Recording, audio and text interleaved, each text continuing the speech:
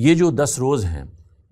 جن کے بارے میں کچھ روایات میں آتا ہے اور اشارے ملتے ہیں کہ کوئی خاص برکات ان دنوں میں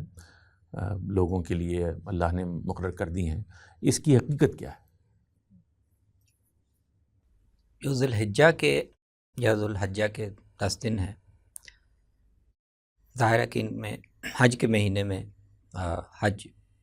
بڑی ایک اسلام کی عبادات میں سے ایک بڑی عبادت ہے، اور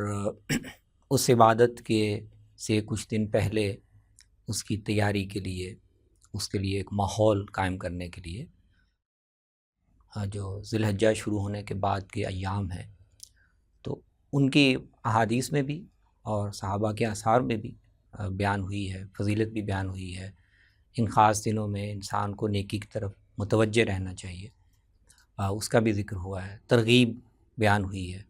روزوں کے حوالے سے ذکر ہوا ہے، دوسرے اعمال خیر کے حوالے سے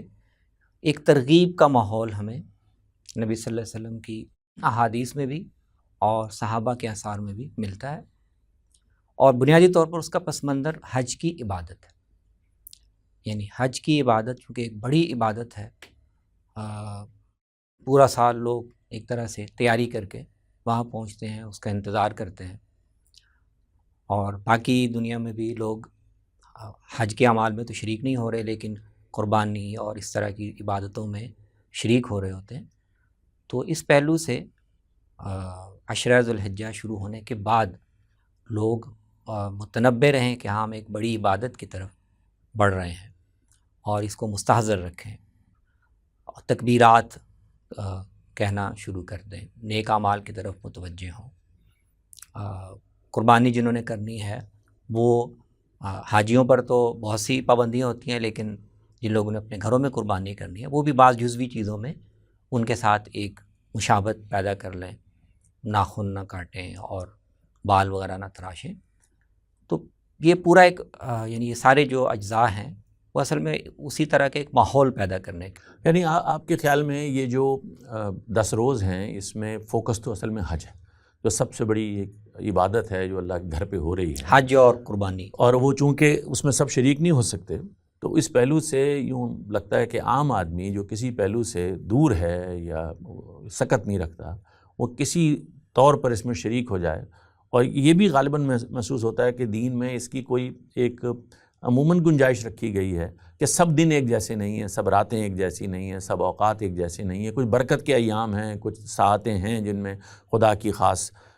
رحمت نازل ہوتی ہے، رات کا پچھلا پہر ہے، یا وہ ہفتے کے ایام میں بھی بالکل ہے، بعض ایام ہیں جن میں زیادہ۔ اس میں نا مجھے ابھی ان کی بات کرتے ہوئے ذہن میں آئی بات کہ رمضان سے پہلے جو مہینہ ہے شعبان کا، تو اس میں بھی ہمیں نظر آتا ہے نبی صلی اللہ علیہ وسلم کے ہاں، اور آپ کی ازواج بھی اس کو بیان کرتی ہیں، صحابہ بھی اس کو تیاری کے پہلو سے، تیاری کے پہلو سے، کہ نبی صلی اللہ علیہ وسلم کا ایک خاص رجحان ہے جو آخری 2 عشروں میں نظر آتا ہے، آخری مہینے کے دوسرے حصے میں نظر آتا ہے۔ تو لگتا ہے کہ یہ بھی اسی تناظر میں ہونے والی بات ہے کہ بھی ایک حج کا مہینہ آیا ہے، قربانی کا مہینہ آیا ہے، تو اس کے لحاظ سے ذہن کے احوال ہونے چاہیے، قلب کے احوال ہونے چاہیے، اور اس کی طرف متوجہ کرنے کے لیے یہ باتیں فرمائی ہیں نبی صلی اللہ علیہ وسلم نے، اور تاکہ لوگ اس کے لیے ذہنی طور پر آمادگی اپنے اندر پیدا کرے، قربانی کرنے والے بھی، حج کرنے والے بھی۔ کیونکہ اگر یہ ہم کہیں کہ بھی یہ وہ دن ہیں جو مقرر کیے گئے ہیں عبادت کے لیے یا تو وہ مشکل ہے، یعنی پورے دین کے نظام میں رکھ کر دیکھیں ان ایام کو، تو یہ کہنا تو مشکل ہے، جیسے شعبان کا آخری عشرہ ہے یا اسی طرح یہ ذی الحجہ کا عشرہ ہے، لیکن اس پہلو سے اس کی اہمیت لگتی ہے کہ ایک ذہن جو ہے وہ خدا کے رخ پر ہو،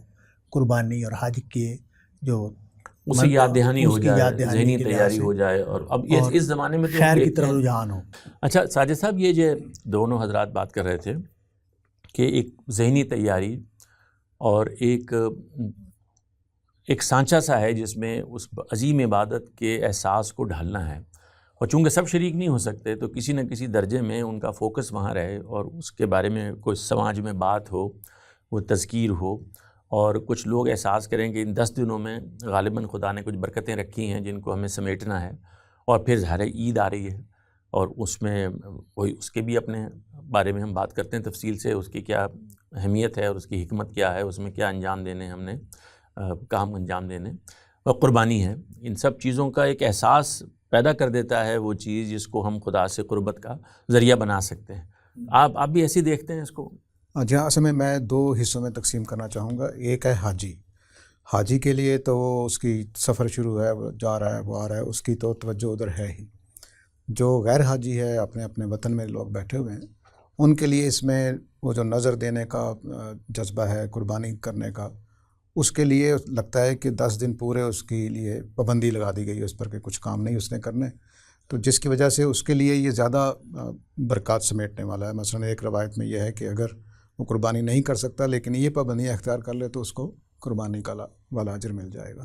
تو یہ جو چیز ہے میرا خیال ہے کہ غیر حاجی کے لیے یہ زیادہ توجہ رکھنے کی چیز ہے حاجی کے مقابلے میں. اور ظاہر ہے کہ وہ اکثریت بھی انہی لوگوں کی ہے